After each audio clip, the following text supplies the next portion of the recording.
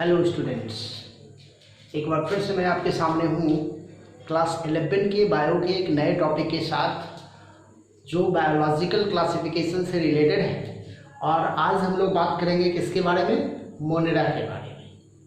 Okay, तो चलिए देखिए, मोनेरा को अगर हम लोग समझते हैं तो सबसे पहला इम्पॉर्टेंट बात मोनेरा के बारे में ये है कि इस टर्म को किसने दिया। देखो, Monera as a third kingdom of classification के रूप में ये टर्म देने वाले साइंटिस्ट कौन थे? कोपलैंड, इन्होंने ये टर्म दिया था। ओके, और कार्ल वुज के द्वारा इस मोनेरा को डिवाइड कर दिया गया था दो अलग अलग हिस्से में। एक को बोला गया आर्कीबैक्टीरिया और दूसरे को बोला गया यूबैक्टीरिया, है ना। आर्कीबैक्टीरिया मतलब क्या हो गया? ओल्ड कैटेगरी का बैक्टीरिया, मतलब दे आर प्रिमिटिव टाइप, है ना। ये कैसे थे? प्रिमिटिव टाइप बैक्टीरिया थे। और ये जो थे वो एडवांस बैक्टीरिया, ये है एडवांस बैक्टीरिया। नाम से भी पता चल रहा है, आर्की मतलब होता है ना प्रिमिटिव टाइप, और यू मतलब क्या होता है? Advance type. ओके, तो एडवांस बैक्टीरिया। अब इम्पोर्टेंट बात ये है, जब कार्ल ने इसको बांटा, फाइनली क्या है, हम लोग को ये अलग से पढ़ेंगे, आर्की बैक्टीरिया क्या होता है, यू बैक्टीरिया क्या होता है, ये मैं अलग से बता दूंगा आपको। फिलहाल अभी हम लोग इसका इंट्रोडक्शन देख रहे हैं। तो हम लोग सबसे पहले देखते हैं जनरल प्रॉपर्टीज। कॉमन प्रॉपर्टीज जो है, कॉमन प्रॉपर्टीज हम लोग देखने जा रहे हैं किसका? तो मोनेरा का।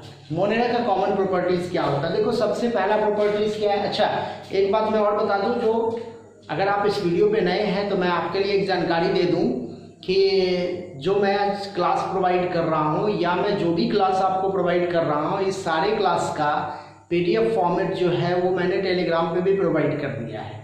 तो आप टेलीग्राम को आप डाउनलोड कर सकते हो, वहाँ से हमारे इस PDF फॉर्मेट को डाउनलोड करके और नोट्स बना सकते हो। कोई बहुत बड़ी प्रॉब्लम की बात नहीं है कि अगर आपसे मान लीजिए ये टॉपिक छूट जाता है, आप नहीं लिख पाते, या आपको कोई ज़रूरी नहीं है वीडियो को पॉज करके देखने की, आप सीधे टेलीग्राम चैनल पे जाइए और वहाँ से आप हमारे PDF फॉर्मेट को अपलोड कर सकते हैं। ओके, तो चलिए बात कर रहे हैं। तो मैं बात कर रहा था कॉमन प्रॉपर्टीज़ का। तो कॉमन प्रॉपर्टीज़ में क्या है भाई? तो ये होता है यूनिसेलुलर है, और क्या है? प्रोकैरियोटिक है। ये बहुत ही इंपॉर्टेंट बात है कि यूनिसेलुलर और प्रोकैरियोटिक है। और जब प्रोकैरियोटिक है, इसका मतलब क्या है? There is no membrane bounded organelles. Membrane bounded organelles नहीं मिलेगा। न्यूक्लियस आपको प्रिमिटिव टाइप का मिलेगा। और ये जो प्रिमिटिव टाइप न्यूक्लियस है, जिसको हम लोग बोल रहे हैं कि जिसके ऊपर कोई मेम्ब्रेन बाउंडेड नहीं है, उसको हम लोग बोलते हैं न्यूक्लियोइड। उसको हम लोग क्या बोलते हैं? न्यूक्लियोइड। या इसी को बोलते हैं जेनोफोर भी। क्या बोलते हैं हम लोग? इसको हम लोग जेनोफोर के नाम से भी जानते हैं। ये भी टर्म यूज किया जाता है इसके लिए।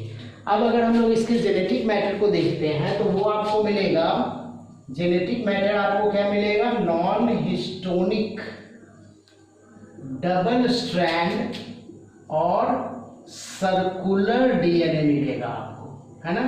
नॉन हिस्टोनिक मिलेगा, डबल स्ट्रैंड मिलेगा और सर्कुलर DNA, ठीक ना। असल में जब आप पढ़िएगा हायर क्लासेस में, मतलब 12th में, हायर क्लासेस का मतलब 12 में आप पढ़ोगे कि नॉन हिस्टोनिक और हिस्टोनिक दो टाइप का प्रोटीन्स होता है। तो हिस्टोनिक प्रोटीन जो होते हैं वो यूकैरियोट्स में पाए जाते हैं, और जो नॉन हिस्टोनिक प्रोटीन होते हैं वो प्रोकैरियोट्स में पाए जाते हैं। डबल स्ट्रैंड मतलब दो स्ट्रैंड होगा और सर्कुलर नेचर का होता है। ओके, अब देखो, आप देखोगे प्रोकैरियोट्स में पाया जाता है साइक्लोसिस। क्या होता है? साइक्लोसिस। ये प्रोकैरियोट्स में नहीं होता, सॉरी, यूकैरियोट्स का प्रॉपर्टी है ये यूकैरियोट्स में पाया जाता है। और साइक्लोसिस का मतलब क्या होता है? स्ट्रीमिंग मूवमेंट ऑफ साइटोप्लाज्म, है ना। ये साइटोप्लाज्म का स्ट्रीमिंग मूवमेंट है। ओके, तो साइक्लोसिस इसमें नहीं होता है, मतलब नो, इसमें साइक्लोसिस आपको नहीं होगा, ठीक। अगर आप देखिएगा मेटाबॉलिज्म, देखिए मेटाबॉलिज्म के बारे में बोला जाता है कि सबसे मोस्ट एक्सटेंसिव टाइप मेटाबॉलिज्म होता है। इसमें सबसे अच्छे टाइप का मेटाबॉलिज्म, कहने का मतलब वैरायटीज बहुत ज़्यादा है इसके मेटाबॉलिज्म में। ओके, क्योंकि ये एक्सट्रीम कंडीशन में भी सर्वाइव करता है और बहुत ही जनरल कॉमन कंडीशन में भी सर्वाइव कर सकता है ये। ओके, अब देखिए अगर हम लोग इसके रिप्रोडक्शन को देखते हैं तो रिप्रोडक्शन आपको मेनली एसेक्सुअल रिप्रोडक्शन होता है। क्या होता है? तो एसेक्सुअल रिप्रोडक्शन मोस्टली इसमें देखा गया है। और न्यूट्रिशन अगर हम लोग देखें, अब मैं क्या बता रहा हूँ आपको, न्यूट्रिशन की बात कर रहा हूँ। तो न्यूट्रिशन अगर आप देखोगे तो जनरल वे में आपको क्या मिलेगा, दोनों टाइप का न्यूट्रिशन है, मतलब आउटोट्रॉफिक भी है और हेटेरोट्रॉफिक भी है, दोनों टाइप का न्यूट्रिशन। हेटेरोट्रॉफिक में भी वैरायटी मिल जाएगा आपको, दैट इज पैरासिटिक मिलेगा आपको सैप्रोफाइटिक मिलेगा, आपको इवन सिम्बायोटिक भी मिलेगा, तो ये वेरियस टाइप के न्यूट्रिशन आपको मिलेंगे किसमें, मोनेरा के अंदर। ओके, तो इस तरह से हम लोगों ने समझा कि मोनेरा का बेसिक प्रॉपर्टीज क्या होता है। अब हम लोग देखने जा रहे हैं, स्पेशली मैं बात करूंगा मोनेरा के सोल मेंबर का। देखो बैक्टीरिया जो है ना, बैक्टीरिया को हम लोग बोलते हैं सोल मेंबर ऑफ मोनेरा। ये बहुत इंपॉर्टेंट बात है कि बैक्टीरिया को हम लोग बोलते हैं sole member of Monera, Monera का सोल मेंबर बोला जाता है। ओके, तो चलिए अब इसके बाद हम लोग बात करेंगे किसके बारे में, बैक्टीरिया के बारे में। तो चलिए स्टूडेंट, हम लोग समझते हैं बैक्टीरिया। तो जैसा मैंने अभी आपको बताया कि ये क्या है, मोनेरा का सोल मेंबर है, मतलब all the bacteria belong to Monera. Okay, ऐसे सबसे पहले बैक्टीरिया को देखने वाले साइंटिस्ट कौन थे, लिवेनहॉक। कौन थे? लिवेनहॉक ने इसको सबसे पहले देखा था। ओके, अब ये लिवेनहॉक ने इसको सबसे पहले देखा था और इन्होंने नाम क्या दिया था, कॉल्ड क्या था, उन्होंने कहा था एनीमोलिकुल्स, यही नाम दिया गया था लिवेनहॉक के द्वारा। ओके, लेकिन बाद में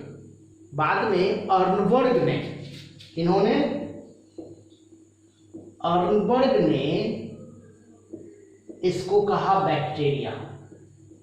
बैक्टीरिया का मतलब एक्चुअली में होता है रॉड, क्या होता है, रॉड शेप्ड बॉडी, है ना, कुछ ऐसा टर्म होता है ये। बैक्टीरिया एक्चुअली में रॉड शेप्ड बॉडी को बोला जाता है। तो ये टर्म किसने दिया था, अर्नबर्ग ने। ओके, और एक इंपॉर्टेंट इंफॉर्मेशन दे दूं, फादर ऑफ बैक्टीरियोलॉजी। देखो फादर ऑफ बैक्टीरियोलॉजी बोला जाता है लुईस पाश्चर को। किनको बोला जाता है, लुईस पाश्चर को बोला जाता है फादर ऑफ बैक्टीरियोलॉजी। ओके, तो ये इंपॉर्टेंट इंफॉर्मेशन था किससे रिलेटेड, बैक्टीरिया का हिस्टोरिकल व्यू था एक, है ना। अब देखिए, अब इंपॉर्टेंट बात हम लोग करते हैं उसके साइज के बारे में कि एवरेज साइज क्या होता है। मैं बात कर रहा हूं एवरेज साइज का। तो देखो इसका साइज होता है 0.2 से 2.0 माइक्रोमीटर तक। This is the average size about bacteria. Okay, अगर मैं बात कर रहा हूं इसके शेप का, तो बेसिकली 4 शेप्स बताए गए हैं बैक्टीरिया का। एक हो गया स्फेरिकल, एक हो गया रॉड शेप्ड, एक हो गया स्पाइरल और एक हो गया कॉमा शेप्ड। देखो 4 अलग अलग शेप है। अब स्फेरिकल को हम लोग बोलते हैं कोकस, रॉड शेप को बोलते हैं बैसिलस, स्पाइरल को बोलते हैं स्पाइरलम और कोमा को बोलते हैं वाइब्रियो। देखिए ये अलग अलग नेम यूज किया जाता है। ओके, इसी में आप देखिएगा तो मोनोकोकस, डिप्लोकोकस क्या यूज होगा, जैसे मोनोकोकस मतलब क्या हुआ, सिंगल स्फेयर। अगर मैं बात करता हूं डिप्लोकोकस तो क्या हो गया, डबल स्फेयर। स्ट्रेप्टोकोकस में मान लो लिखता हूँ, स्ट्रेप्टोकोकस मतलब क्या होता है, चेन ऑफ स्फीयर, इस तरह से चेन, है ना। मान लो मैं लिखता हूँ स्टाइफ्लोकोकस, तो क्या हो जाएगा, कुछ इस टाइप का होगा, स्टाइफ्लोकोकस मतलब कि गुच्छा में स्टाइफ्लोकोकस, ठीक ना। तो ये सब टर्म यूज किया जाता है इसमें। उसी तरह से आप बैसिलस में भी यूज कर सकते हो। और वाइब्रियो को देखोगे तो कॉमा टाइप का होता है, इस टाइप का कॉमा टाइप का शेप होता है, ठीक है। तो ये शेप के हिसाब से हमने बैक्टीरिया को बांटा। उसी तरह से हम बांट सकते हैं बैक्टीरिया को, किस हिसाब से भाई, तो on the basis of flagella के हिसाब से, फ्लैजिला के हिसाब से हम इसको बांट सकते हैं। जैसे देखिए क्या होता है, एक होता है एट्राइकस, दूसरा हो गया मोनोट्राइकस, देखो ट्राइकस टर्म यूज किया जा रहा है। तीसरा हो गया क्या, तो एम्फीट्राइकस, लोफोट्राइकस, पेरीट्राइकस, देख लो ये सब टर्म यूज होता है। एट्राइकस ये मतलब क्या होता है, नॉट फ्लैजिला नहीं पाया जा रहा। मोनोट्राइकस जैसे ये सिंगल फ्लैजिला होगा मोनोट्राइकस। अगर मैं एम्फीट्राइकस बोलूं तो क्या होगा, दोनों तरफ इस तरह से फ्लैजिला होगा, एम्फीट्राइकस। लोफोट्राइकस एक ही पार्ट में, मतलब एक टर्मिनल में गुच्छे के जैसा पाया जाएगा, लोफोट्राइकस।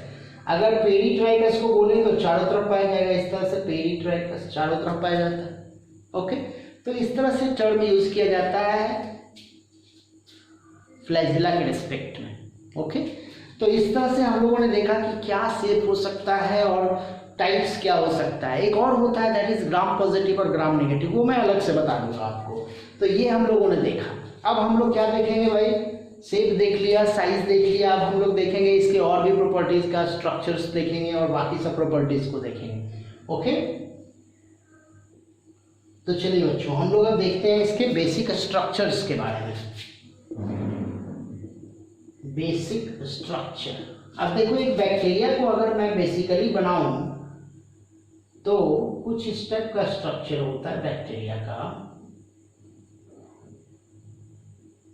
इसके ऊपर आपको म्यूसिलेज का कवर मिलेगा, ऐसे म्यूसिलेजियस कवर मिलेगा, और ये काफी हार्ड कवर होता है। This one is very hard cover, जिसको हम लोग बोलते हैं कैप्सूल। ये बना हुआ होता है कुछ स्पेशल टाइप के सब्सटेंस का। ओके, मैं थोड़ा सा इसको हार्ड बना देता हूँ, और इसके अंदर में आपको मेम्ब्रेन जैसा कुछ स्ट्रक्चर मिलेगा, दैट इज सेल मेम्ब्रेन। ये मेम्ब्रेनस स्ट्रक्चर है इसके अंदर का। Okay, this one is plasmid and here is nucleoid. Okay, और बाकी सब इसमें फिर कुछ रिजर्व फूड मैटर में बढ़ा देता हूँ, these are reserve food matter, और एक तरफ मैं बढ़ा देता हूँ फ्लैजिला। ओके, तो देखिए अपर वाला जो स्ट्रक्चर है दैट इज कॉल्ड व्हाट, ये अपर म्यूसिलेज का कवर है। ये क्या है, म्यूसिलेज का कवर है। उसके नीचे आपको क्या मिलेगा, इट इज कैप्सूल, है ना। ये जो आप देख रहे हो स्ट्रक्चर दैट इज कॉल्ड पीली, है ना। इसके अंदर आपको मिलेगा साइटोप्लाज्म, और ये सब जो आप देख रहे हो ये क्या है, रिजर्व फूड मैटर है। ये है रिजर्व फूड मैटर, RFM में लिख रहा हूँ। रिजर्व फूड मैटर क्या होता है मैं बता दूंगा आपको। और ये जो मेम्ब्रेन जो देख रहे हो, ये देखो अंदर वाला ये मेम्ब्रेन है, ये इनर मेम्ब्रेन है। ये आपका हो गया इनर मेम्ब्रेन, और इनर मेम्ब्रेन जो होता है वो फिंगर लाइक प्रोजेक्शंस के जैसा मिला हुआ होता है, इसको बोलते हैं मेसोसोम। ये है मेसोसोम। ओके, अब बेसिकली ये स्ट्रक्चर होता है, ठीक। अब देखो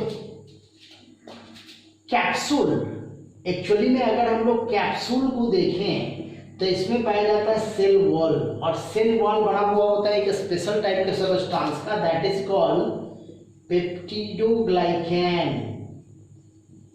एक्चुअली में ये प्रोटीन और कार्बोहाइड्रेट का मिक्सचर है। इसको हम लोग म्यूरिन भी बोलते हैं, ये म्यूरिन भी कहलाता है, म्यूरामिक एसिड का बना हुआ होता है। ऐसे इसका मोनोमर समझ लो, मतलब एक सिंगल यूनिट को हम लोग बोलते हैं N glucosamine.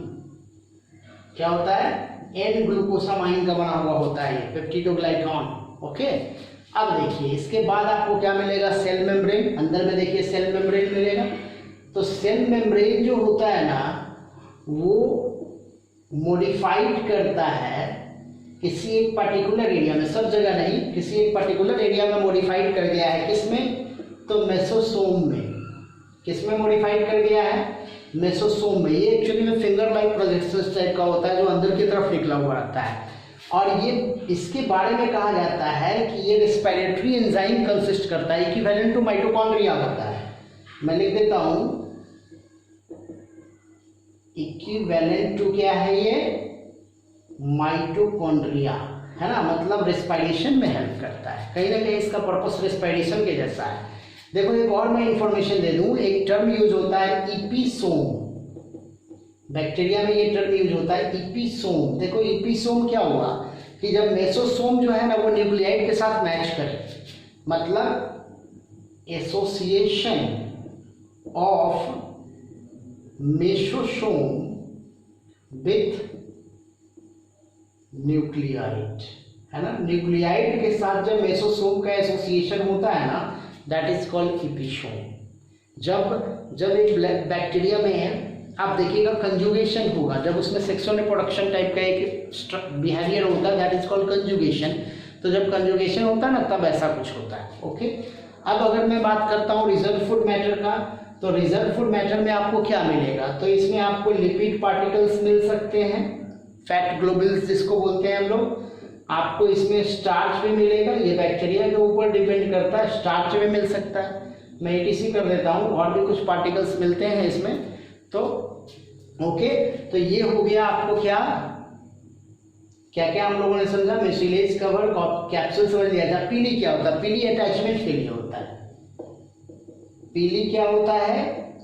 For attachment purpose के लिए है, मतलब चाहे वो होस्ट के ऊपर अटैच हो या एक बैक्टीरिया दूसरे बैक्टीरिया के ऊपर अटैच हो, तो ऐसे कंडीशन में पीली का रोल होता है। पीली उसमें हेल्प करता है। ओके, अब मैं बात कर रहा हूँ किसके बारे में? कैप्सूल हो गया, पिलाई हो गया, साइटोप्लाज्म। तो आप समझ रहे हो सेल के अंदर साइटोप्लाज्म का फंक्शन होता है कि वो सेल के अंदर जितने भी एक्टिविटीज होते हैं उसके लिए एक साइट प्रोवाइड कर रहा है।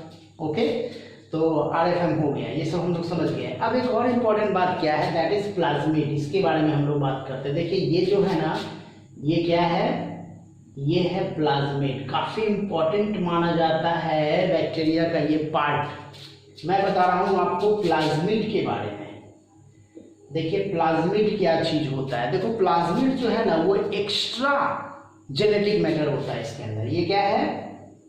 एक्स्ट्रा जेनेटिक मैटर है जो एक्स्ट्रा फंक्शन के लिए होता है, अलग फंक्शन करता है, कुछ डिफरेंट टाइप का बिहेवियर करता है बैक्टीरिया के अंदर। देखिए इसको कैटेगराइजेशन अगर हम लोग करें तो मिलेगा आपको आर प्लाज्मिड। अब आर प्लाज्मिड का क्या काम है भाई? तो ये आर फॉर रेसिस्टेंस, ये रेसिस्टेंस प्रॉपर्टी शो आउट करता है बैक्टीरिया में किसी पर्टिकुलर टाइप के केमिकल्स और एंटीबायोटिक के अगेंस्ट। ये क्या है? रेसिस्ट बैक्टीरिया अगेंस्ट एंटीबायोटिक्स, है ना, एंटीबायोटिक के अगेंस्ट या फिर केमिकल्स के अगेंस्ट क्या करता है? बैक्टीरिया को रेसिस्ट करता है। यही काम है इसका। This is called R plasmid. इसी को हम लोग बोलते हैं आर प्लाज्मिड। उसी तरह से एक और मिलेगा आपको एफ प्लाज्मिड। देखो एफ प्लाज्मिड क्या होता है? एक्चुअली में फर्टिलिटी फैक्टर बोलते हैं इसको। इसको हम लोग क्या बोलते हैं? Fertility factor, F plasmid. अगर मान लो F पॉजिटिव है तो कहा जाता है वो बैक्टीरिया मेल है, और F निगेटिव है तो कहा जाता है बैक्टीरिया फीमेल है।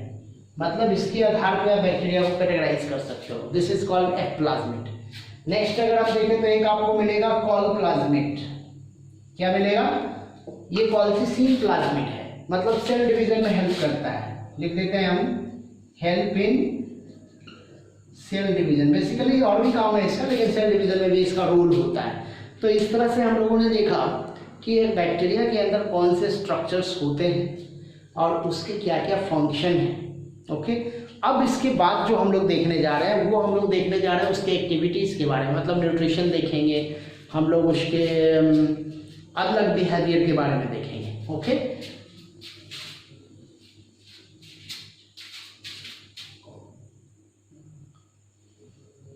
तो चलिए हम लोग देख रहे हैं अब किसके बारे में, न्यूट्रिशनल बिहेवियर के बारे में। न्यूट्रिशन, देखो बैक्टीरिया में न्यूट्रिशन कैसा होता है। तो न्यूट्रिशन का मैंने बताया एक्सटेंसिव मोड ऑफ मेटाबॉलिज्म है, कहने का मतलब डिफरेंट टाइप के न्यूट्रिशंस होते हैं। तो फोटो ऑटोट्रॉफिक होता है, पहले तो ऑटोट्रॉफिक होता है, ऑटोट्रॉफिक में फोटो ऑटोट्रॉफिक और केमो ऑटोट्रॉफिक 2 टाइप का न्यूट्रिशन है। तो मैं पहले बात कर रहा हूँ ऑटोट्रॉफिक का।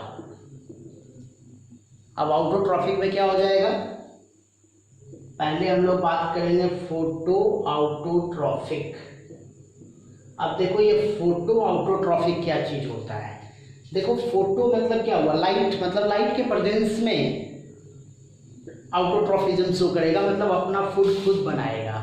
तो कहा जाता है कि ये 2 टाइप का होता है, एक होता है ऑक्सीजेनिक और एक होता है एनऑक्सीजेनिक।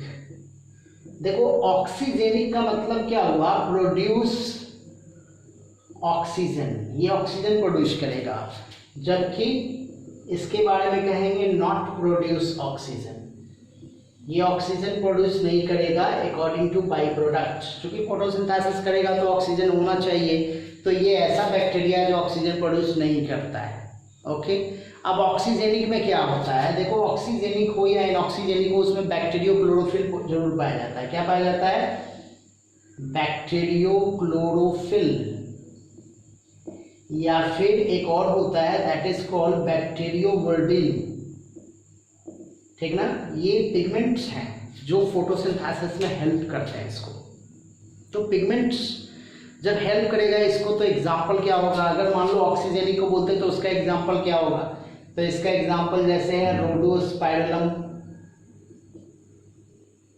क्या है, रोडोस्पाइरुलम हो गया, क्लोरोनेमा हो गया, क्लोरोनेमा हो गया, ये सब एग्जाम्पल ETC कर देता हूं मैं। तो ये सब क्या है, वेरियस एग्जाम्पल है फोटो ऑटोट्रॉफिक बैक्टीरिया का, जो ऑक्सीजेनिक होता है, मतलब जो ऑक्सीजन प्रोड्यूस करता है। वहीं पे अगर इनऑक्सीजेनिक को बोलेंगे तो पर्पल सल्फर बैक्टीरिया हो जाएगा, ग्रीन सल्फर बैक्टीरिया हो जाएगा। क्या हो जाएगा, पर्पल सल्फर बैक्टीरिया हो जाएगा, या फिर हम लोग कहेंगे ग्रीन सल्फर बैक्टीरिया। ये सब आपका हो जाएगा क्या, इनऑक्सीजेनिक, मतलब क्या कि ऑक्सीजन प्रोड्यूस नहीं करता। ओके, ठीक। अब हम लोग बात कर लेते हैं केमो ऑटोट्रॉफिक का, मतलब केमिकल बेस्ड न्यूट्रिशन। हम लोग बात कर रहे हैं किसका, केमो ऑटोट्रॉफिक, मतलब लाइट की जरूरत नहीं है, लाइट का कोई मतलब नहीं यहाँ पे। तो केमो ऑटोट्रॉफिक को अगर हम लोग कैटेगराइज करें तो देखिए, एक होता है H बैक्टीरिया, मतलब हाइड्रोजन बैक्टीरिया। तो ये क्या करेगा, हाइड्रोजन को कन्वर्ट करता है वाटर में, मतलब उसका ऑक्सीडेशन करता है ना। जैसे हाइड्रोजेनोमोनास, एग्जांपल में बता रहा हूँ, हाइड्रोजेनोमोनास ये क्या करता है ना, हाइड्रोजन को ऑक्सीडाइज करके और सीधे किस में कन्वर्ट कर देता है, वाटर में कन्वर्ट कर देता है, और साथ में एनर्जी प्रोड्यूस करता है। ओके, तो ये है आपको हाइड्रोजन बैक्टीरिया। उसी तरह नेक्स्ट अगर हम लोग देखेंगे तो क्या हो जाएगा, नाइट्रीफाइंग बैक्टीरिया। क्या हो जाएगा, नाइट्रीफाइंग बैक्टीरिया। अब ये नाइट्रीफाइंग बैक्टीरिया नाम से पता चल रहा है, कहीं ना कहीं नाइट्रोजन अमोनिया का यूज करता है, तो ये एक्चुअली में अमोनिया को ऑक्सीडाइज कर देता है ना। जैसे NH3 है ना, इसको ऑक्सीडाइज कर देता है इलेक्ट्रॉन के प्रेजेंस में, और ऑक्सीडाइज करके सबसे पहले बनाएगा नाइट्राइट। क्या बनाएगा, नाइट्राइट और H2O, और इस नाइट्राइट को फिर वो कन्वर्ट कर देगा नाइट्रेट में। पहले नाइट्राइट बनाएगा फिर नाइट्रेट में। तो एग्जांपल अगर हम लोग देखें तो क्या हो जाएगा, जैसे नाइट्रोसोमोनास, नाइट्रोसोमोनास है ना, ये नाइट्रोजन को नाइट्रोकोकस कह सकते हो आप। क्या कह सकते हो, नाइट्रोकोकस। ये सब क्या है, जो नाइट्रेट में कन्वर्ट, सॉरी नाइट्राइट में कन्वर्ट करता है। वहीं पे अगर हम लोग यहाँ देखें तो इसको हम लोग क्या बोलेंगे, तो बैक्टीरिया का नाम है नाइट्रोबैक्टर। ये क्या करता है, नाइट्राइट को नाइट्रेट में कन्वर्ट करता है, नाइट्रोबैक्टर। ओके, उसी तरह से आपको मैं अगला बता दूं, मैं यहाँ बता देता हूँ, एक होता है सल्फर बैक्टीरिया। क्या होता है, सल्फर बैक्टीरिया। ये एक्चुअली में सल्फर के ऊपर H2SO4 वगैरह का फॉर्मेशन करता है ना। तो जैसे थायोबैसिलस हो गया, ठीक ना, जैसे एग्जांपल मैं दे रहा हूँ थायोबैसिलस, ये क्या है, सल्फर बैक्टीरिया। लाइट का यूज नहीं करता, ये सल्फर डिपेंडेंट, सल्फर का बेडरॉक होता है ना अर्थ के नीचे, वहाँ पे ये काम करता है। उसी तरह से फिर आपको एक और मैं बता दूँ, आयरन बैक्टीरिया होता है। क्या होता है, आयरन बैक्टीरिया, जिसको हम लोग बोलते हैं फेरोबैसिलस। क्या नाम है, फेरोबैसिलस।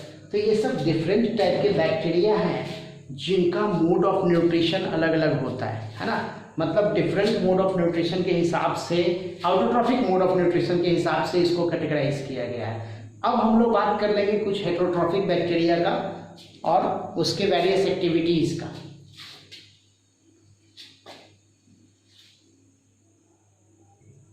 तो स्टूडेंट्स, हम लोग अब बात करने वाले हैं हेटेरोट्रॉफिक बैक्टीरिया का।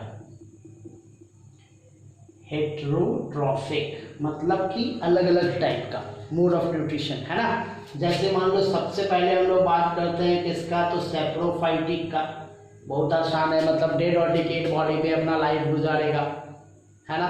तो ये क्या होता है एक्चुअली में, एरोबिक भी और एनारोबिक दोनों टाइप का होता है। मतलब सैप्रोफाइटिक बैक्टीरिया दोनों कैटेगरीज के हो सकते हैं, एरोबिक भी हो सकते हैं, एनारोबिक भी हो सकते हैं, और बेसिकली डेड और डिकेड बॉडी पे अपना लाइफ गुजारते हैं। इसको हम लोग बोलते हैं क्या, प्यूट्रिफिकेशन में हेल्प करते हैं। मैं लिख देता हूँ यहाँ पे, हेल्प इन प्यूट्रिफिकेशन, है ना। बेसिकली प्यूट्रिफिकेशन में इसका रोल होता है, ठीक, ओके। यही होता है सैप्रोफाइटिक बैक्टीरिया। अगर हम लोग बात करते हैं, ये क्या हो गया, डेड और डिकेड ऑर्गेनिक मैटर, उसी पे डिपेंड करता है ये, ठीक। दूसरा मैं टाइप बता रहा हूं आपको, दैट इज सिम्बायोटिक बैक्टीरिया। क्या है, सिम्बायोटिक। सिम्बायोटिक करने का मतलब क्या हो गया, म्यूचुअल रिलेशनशिप में रहता है। मतलब कोई ऐसा बैक्टीरिया जो म्यूचुअली इंटरेक्टेड हो दूसरे बैक्टीरिया या दूसरे प्लांट के साथ, एनिमल्स के साथ, किसी दूसरे स्पेसीज के साथ, उसको बोलते हैं हम लोग सिम्बायोटिक बैक्टीरिया। तो सिम्बायोटिक बैक्टीरिया में फिर क्या होता है कि कुछ फ्री लिविंग होते हैं और कुछ जो होते हैं वो एसोसिएटेड होते हैं। कुछ पहले से फ्री लिविंग है और कुछ एसोसिएटेड है ना। कुछ एरोबिक होते हैं, कुछ एनारोबिक होते हैं, ठीक। अब देखिए, एसोसिएटेड अगर मैं पहले से बोलूं कि पहले से एसोसिएटेड होता है, तो ऐसा कुछ होता नहीं है। ऐसे एसोसिएशन में राइजोबियम के बारे में बताया गया है। किसके बारे में, राइजोबियम। एक्चुअली में ये पहले फ्री लिविंग होता है, इनिशियली जो होता है ना, ये फ्री लिविंग होता है, लेकिन बाद में ये एसोसिएटेड हो जाता है लेग्यूमिनस प्लांट के साथ। किसके साथ, लेग्यूमिनस प्लांट के साथ। कहने का मतलब जो दलहनी पौधे होते हैं ना, पल्सेस प्लांट जिसको हम लोग बोलते हैं, उसके साथ एसोसिएट कर जाता है। उसके अलावा अगर हम लोग फ्री लिविंग देखें, मतलब देखो इसमें टर्म यूज होता है, एक होता है एब्सोल्यूट। तो ये एब्सोल्यूट फ्री लिविंग है ना। जैसे एजोटोबैक्टर हो गया, विजर्निकिया हो गया, आपको कह सकते हैं लेबेसिला हो गया, क्लेप्सिला बोलते हैं, ये होता है। तो ये सब अलग अलग होता है, ठीक। तो इसमें कुछ कौन कौन आ गया, एजोटोबैक्टर हो गया, बहुत इंपॉर्टेंट एग्जाम्पल है। दूसरा एग्जाम्पल क्या हो जाएगा, तो विजर्निकिया बोलते हैं, VEIZERINECKA,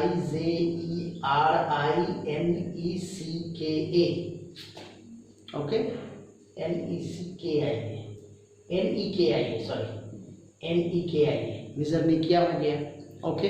उसी तरह से मैंने बताया आपको क्या, दैट इज लेप्सिला,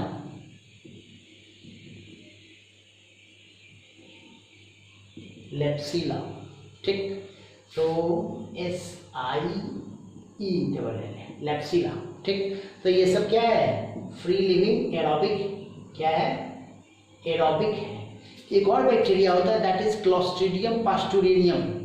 ये आपको जो है ना एनारोबिक होता है। क्या होता है, क्लोस्ट्रीडियम पास्टुरिनियम। ये जो है वो क्या है, एनारोबिक है। मतलब ऑक्सीजन नहीं चाहिए इसको, नाइट्रोजन फिक्सिंग बैक्टीरिया है सब, ये सब जितना भी आप देख रहे हो सब नाइट्रोजन फिक्सिंग बैक्टीरिया है। क्या है? N2 फिक्सर है, सब नाइट्रोजन फिक्सेशन करता है। ओके, अब हम लोग बात कर लेते हैं पैरासिटिक का।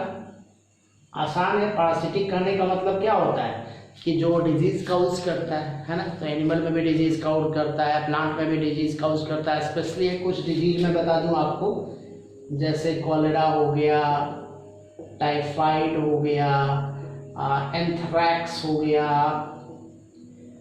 निमोनिया हो गया, है ना, ETC मैं कर देता हूँ। चूंकि मैंने जो नोट्स आपको प्रोवाइड किया है ना, उस नोट्स में आपको ये सारा दिया हुआ है, तो इसको मैं ज़्यादा नहीं कर रहा हूँ। प्लांट का एक बहुत इंपॉर्टेंट है, वो याद रखिएगा। प्लांट पैरासाइट जो बैक्टीरिया से होता है, दैट इज साइट्रस कैंकर। ये क्वेश्चन बहुत बार आ चुका है कॉम्पिटिटिव एग्जाम में कि साइट्रस कैंकर किसके द्वारा होता है, CNKER होता है। साइट्रस कैंकर किसके द्वारा होता है, ये एग्जाम में आ चुका है बहुत बार, तो ये इंपॉर्टेंट है आपके लिए। एक बैक्टीरियल डिजीज है, स्यूडोमोनास के द्वारा होता है। क्या नाम है? स्यूडोमोनास साइट्री। देखिए इसी के द्वारा ये जनरली फैलता है। ओके, चलिए, तो इस तरह से हम लोगों ने देखा कि वेरियस टाइप ऑफ क्या कहते हैं उसको, न्यूट्रिशन बैक्टीरिया का। अब हम लोग बात कर लेते हैं रिप्रोडक्शन का।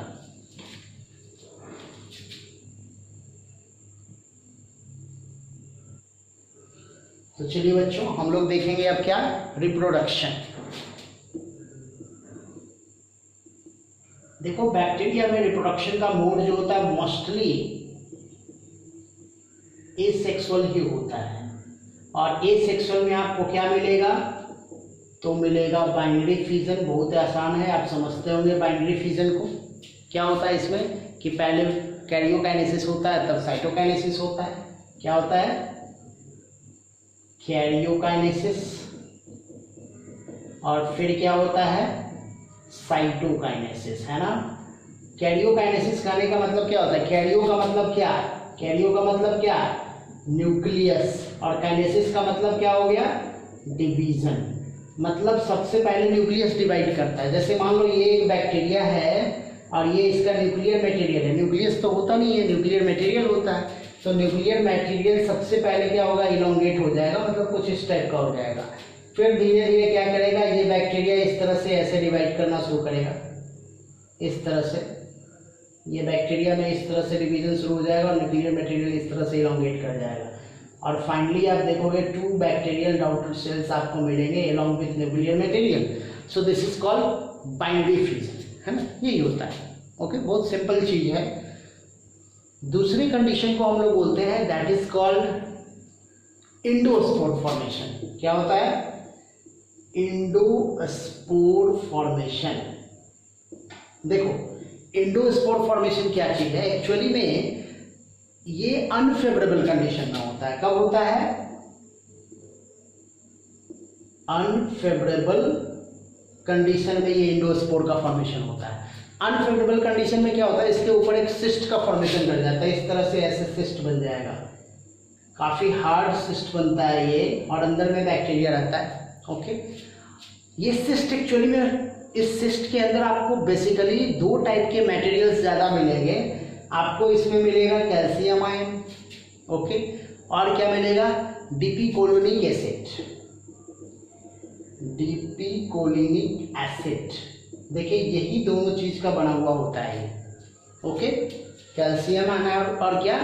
डीपीकोलिनिक एसिड का। ठीक, फिर जब फेवरेबल कंडीशन आएगा तो ये हैच आउट कर जाएगा, और हैच आउट कर जाएगा तो फिर नया बैक्टीरिया मिलेगा आपको, यही होता है। अब नेक्स्ट एक और देख रहे हैं, that is called genetic recombination. क्या देखेंगे? Genetic recombination. देखो नाम से पता चल रहा है कि उसके जेनेटिक मैटर में चेंजेस होता है। जेनेटिक रिकम्बिनेशन का मतलब क्या होता है? जेनेटिक मैटर में चेंजेस होता है, ठीक ना। तो इसमें आपको मिलेगा ट्रांसफॉर्मेशन, है ना। इस ट्रांसफॉर्मेशन को सबसे पहले रिप्रेजेंट करने वाले साइंटिस्ट थे ग्रिफिथ। देखो ऐसे ही ग्रिफिथ एक्सपेरिमेंट आपको क्लास 12 में पढ़ना है डिटेल में। बस मैं आपको यही समझा दूं कि इसमें क्या किया गया था कि किस बैक्टीरिया पे किया गया था। मैं सोर्स का नाम बता देता हूँ, इंपॉर्टेंट है, दैट इज स्ट्रेप्टोकोकस निमोनियाई। स्ट्रेप्टोकोकस निमोनियाई, इसी के ऊपर काम किया गया था, ठीक ना। इसमें किया गया था कि स्ट्रेप्टोकोकस निमोनियाई निमोनिया फैलाने वाला बैक्टीरिया है। दो टाइप का होता है, ऐसा ग्रिफिथ के द्वारा दिखाया गया कि एक होता है जिसको हम लोग बोलते हैं वायरुलेंट टाइप और एक होता है नॉन वायरुलेंट टाइप। मतलब एक डिजीज काउज करता है, एक डिजीज काउज नहीं करता।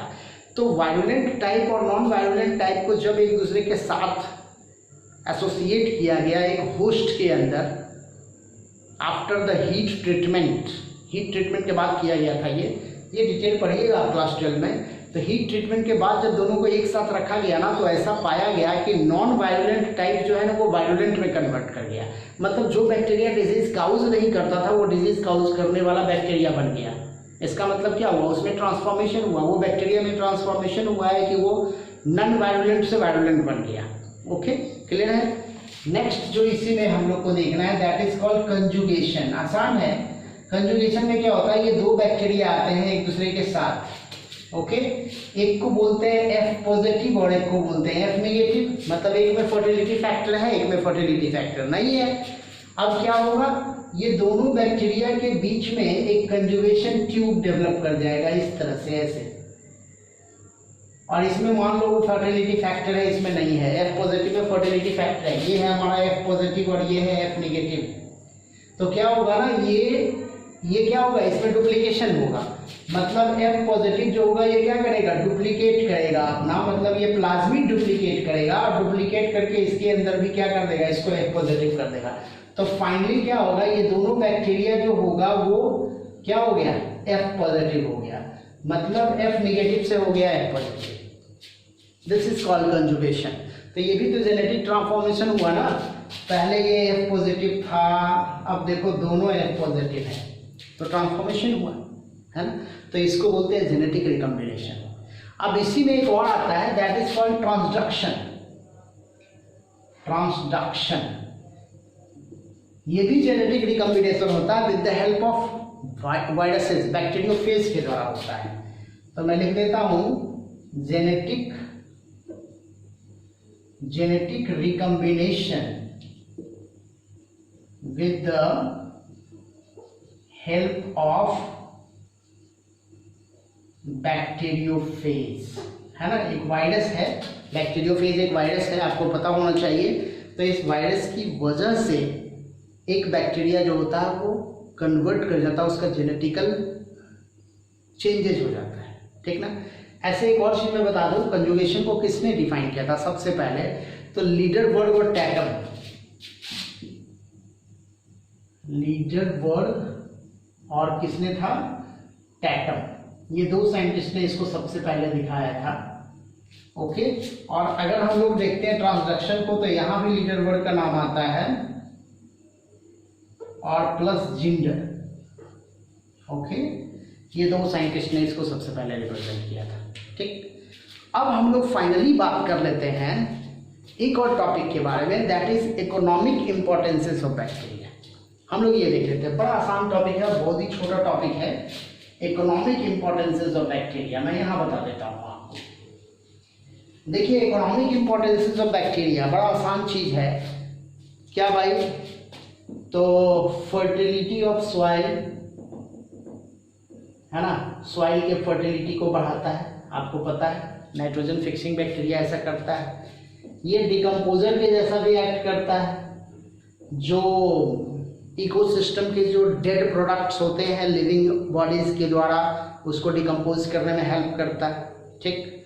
और क्या करता है भाई, तो इंडस्ट्रियल एप्लीकेशन है, बहुत सारे इंडस्ट्रीज इसके ऊपर चल रहे हैं, जो फर्मेंटेड इंडस्ट्रीज हैं, जैसे लेदर इंडस्ट्रीज हो गया, फाइबर इंडस्ट्रीज हो गया, फर्टिलाइजर इंडस्ट्रीज हो गया, बहुत सारे ऐसे इंडस्ट्रीज हैं जो बैक्टीरियल सिस्टम पे बेस्ड है ना। आप देखिएगा मेडिसिन में इसका यूज होता है, स्पेशली एंटीबायोटिक बनाने में बैक्टीरिया का यूज किया जाता है। इवन फंगाई का भी यूज करते हैं, लेकिन बैक्टीरिया का भी यूज किया जाता है एंटीबायोटिक बनाने में, है ना। आपको पता है bacteria number of diseases cause करता है, तो ये भी इकोनॉमिक इंपॉर्टेंस के रूप में लिया जाता है, क्योंकि डिजीजेज जो होगा वो कहीं ना कहीं मेडिकल सेक्टर को बेनिफिट करता है ना।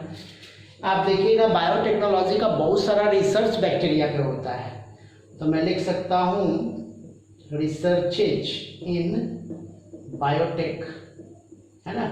बायोटेक में रिसर्च के लिए बैक्टीरिया का अच्छा यूज़ किया जाता है। आपको पता होगा फूड इंडस्ट्रीज में नंबर ऑफ फूड जैसे हो गया इडली हो गया, डोसा हो गया, इवन कह सकते हैं अल्कोहल इंडस्ट्रीज हो गया, ये सब इसी पे डिपेंड करता है। तो फूड इवन कर्ड हो गया, है ना, चीज हो गया, ये सब। तो फूड इंडस्ट्रीज भी इसका काफ़ी इम्पोर्टेंस है। और क्या होता है भाई, बैक्टीरिया का और भी यूजेस हैं, जैसे क्या, तो कुछ बैक्टीरिया जो होता है वो तो फूड तो ऑलरेडी बता दिए, चलिए ETC मैं कर देता हूँ। तो ये सब डिफरेंट एप्लीकेशंस है किसका, बैक्टीरिया का। तो इस तरह से ये सारा टॉपिक इवन बैक्टीरिया मैंने आपको फिनिश कर दिया है। ओके, तो आपको ये सारा टॉपिक जो है वो प्रॉपर वे में रिवाइज करना है। आप NCERT के थ्रू भी जाइए, मैंने थोड़ा सा NCERT से थोड़ा सा मैंने एडवांस बताया है आपको, तो इसका नोट्स भी आपको मैंने प्रोवाइड कर दिया। जैसे मैं बार बार बोलता हूँ आपको कि इसका नोट्स ऑलरेडी हम लोगों ने टेलीग्राम पे डाल रखा है, आप नोट्स वहाँ से भी ऑब्जर्व देख सकते हो उसको, और अपना पर्सनल नोट्स भी बना सकते हो आप इस वीडियो को देख करके, है ना। तो बहुत बहुत धन्यवाद आप लोगों का इस चैनल में बने रहने के लिए और आपके सपोर्ट के लिए।